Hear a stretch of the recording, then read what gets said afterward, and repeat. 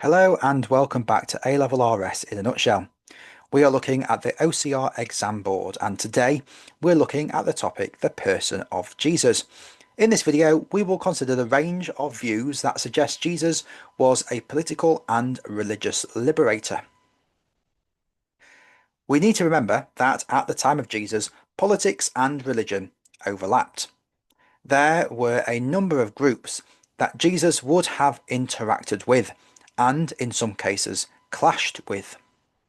These include the Pharisees, Sadducees, as well as the Romans. A scholar who argues that Jesus was a liberator is S.G.F. Brandon. He claims that Jesus was a political liberator, but this was toned down by the Gospel writers, and then toned down even further by the early church. The idea that Jesus was some kind of freedom fighter has been popular among liberation theologians over the past century, particularly in Latin America. Seeing Jesus as more like a zealot has presented him as someone who stood against political oppression.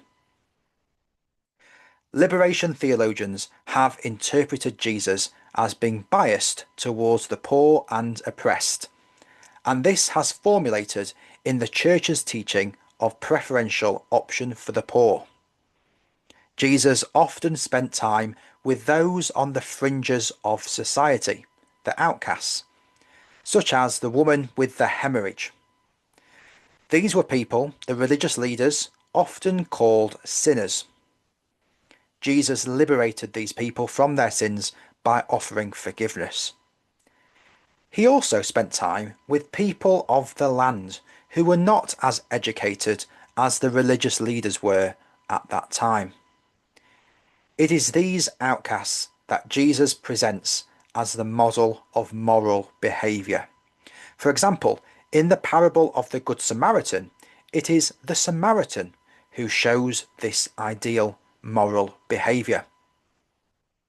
Jesus liberated people from the social structures of the time that led to oppression. By referring to the kingdom of God, this may be considered a political statement, as power would be taken away from those already in power. When Jesus entered Jerusalem in the final week of his life, he was welcomed as a Messiah figure. However, he enters on a donkey, which suggests that Jesus did not come to be a violent or military revolutionary, but a peaceful leader. He also says to give to Caesar what belongs to Caesar, which does not explicitly challenge the political authorities. At other times, Jesus said, "Blessed are the peacemakers," and he told his disciples to put away their swords when he was arrested. All of this evidence can be used to undermine the idea that Jesus was some kind of liberator who wanted violent revolution.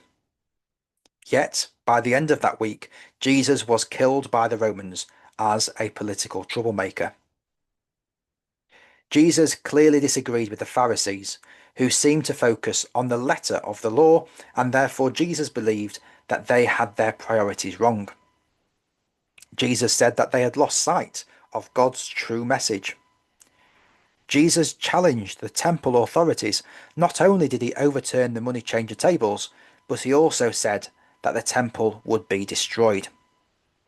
This would have been seen as a threat and can be interpreted as a religious liberation from the constraints of the Jewish interpretation of the law. I hope this quick dive into the views of Jesus being a liberator has been helpful for your revision.